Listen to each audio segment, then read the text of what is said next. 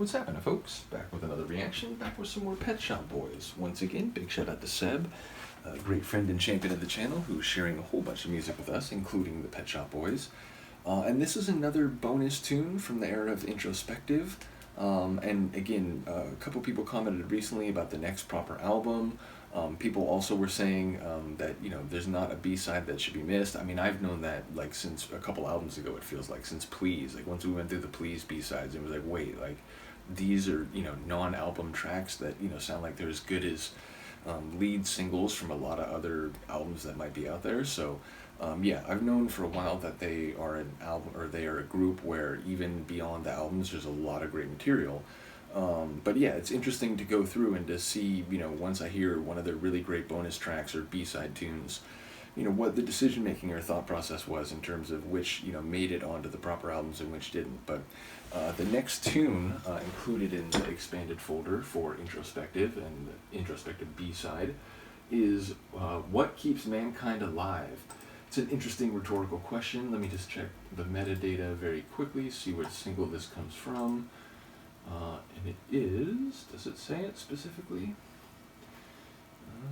I'm not sure. It seems to just say Introspective B-side, so maybe I'm not looking at the right place, but either way, it's a really interesting rhetorical question. As I said, you know, I feel like it could be answered more positively or cynically, or perhaps, you know, in a complicated blend thereof. You know, it could be seen as a dismissive question, like, oh man, the awful way people treat each other, like, what keeps us alive even, you know, the fact that, you know, I guess, you know, some of our worst impulses, like greed and ambition, and I guess ambition could be seen in a positive light, depending on, you know, how it manifests. But the point is, I feel like you could take that question and approach it cynically, that, like, you know, given everything that humans do and, you know, the way that some people treat others, including those they know, never mind those they have no connection to and are just, you know, numbers on a page somewhere, you know, it's a wonder we're even alive. Like, what keeps us alive? You know, I guess our own selfish approach to things, but perhaps it could be a more sensitive approach to the question, the idea of, well, you know, love, or at least the prospect of love, or at least you know, the better side of human emotions, you know, can keep you alive even when you are downtrodden, even when you are being exploited or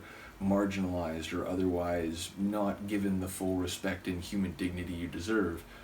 So in that respect, I feel like it could be a, you know, what keeps you alive? Well, you know, that humanity, that emotion, you know, that you know, that spirit, if you will. So yeah, again, I feel like you could approach this question a number of different ways. It feels a bit different than the, you know, the common phrases that, you know, have dotted the landscape of their tracks so far, where, you know, they're kind of phrases that everybody uses, and, you know, maybe there's a very specific rendering for it for their track, but this doesn't feel like a phrase that you would hear every day. It feels a bit more grand, a bit more philosophically speculative, though again, the angle you look at it, I think, makes or will make a big difference. So let's find out. This is Pet Shop Boys, What Keeps Mankind Alive, and it's a B-side from the Introspective era.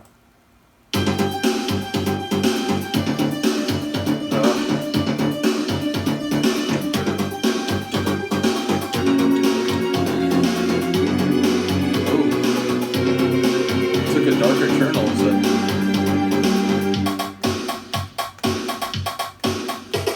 You gentlemen think you have a mission to purge us of the 7 deadly sins.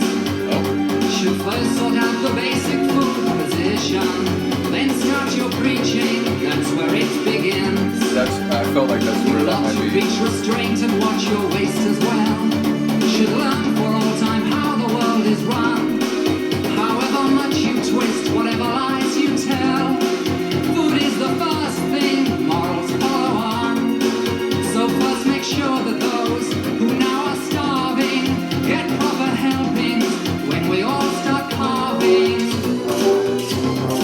What keeps mankind alive? The fact that millions are daily tortured, stifled, punished, silenced, suppressed.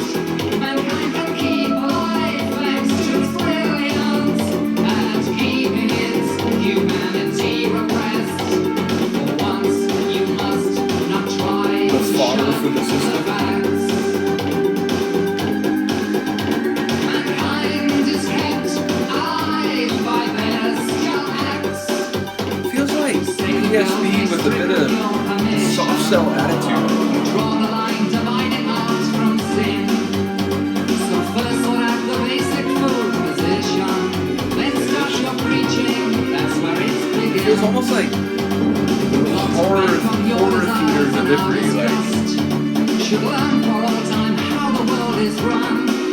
Whatever lies you tell, however much you twist, food is the first thing, morals follow on. So first make sure that those who now are starving get proper helpings when we all start carving.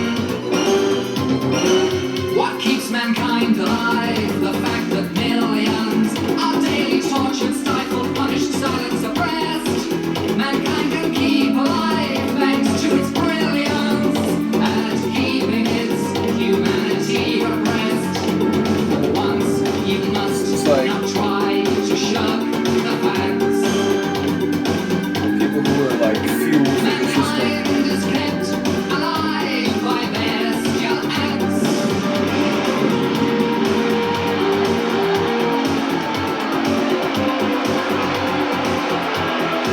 Mankind can keep alive thanks to its brilliance at keeping its humanity repressed. Once you must not try to shirk the facts. I mean, even those synth hits are sort of psycho-esque.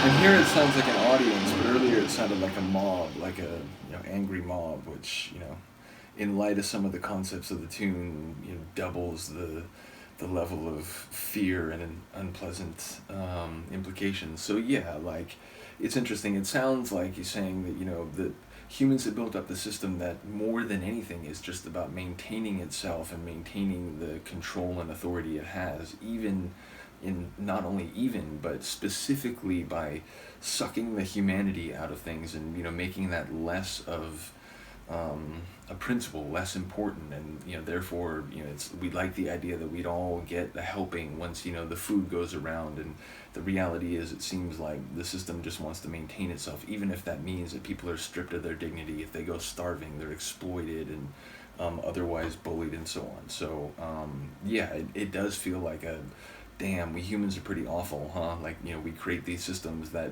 they don't even, serve our humanity. They don't even allow us to live the lives we want to lead. But, ultimately, everyone, or at least like the big forces out in the world are so invested in it that, most people end up just being fodder for the system and, shoveled into the fire. So, yeah, it feels like a painful perception, but also, again, the humanity that, like, underneath that all, there's still people and who are even part of the system who would like it to not be the way it is, and who'd like to use their art and their music to speak out against it. Which I come from the world of punk rock. That's what I started reacting to, that and techno. Which even that is very much like acid techno is like the punk rock of the electronic world. So.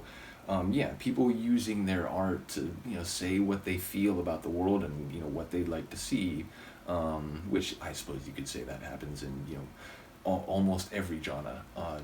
But again, I enjoy synth pop tunes doing that, where perhaps it's less common, less expected maybe than like a band known for being a dissident political punk band. So yeah, really cool to hear that. Not quite sure exactly, there's some contours I think I'm missing, or at least that I haven't pieced into the puzzle. So curious to hear what people have to say about this one. Let me know, and I will see you next time. Peace.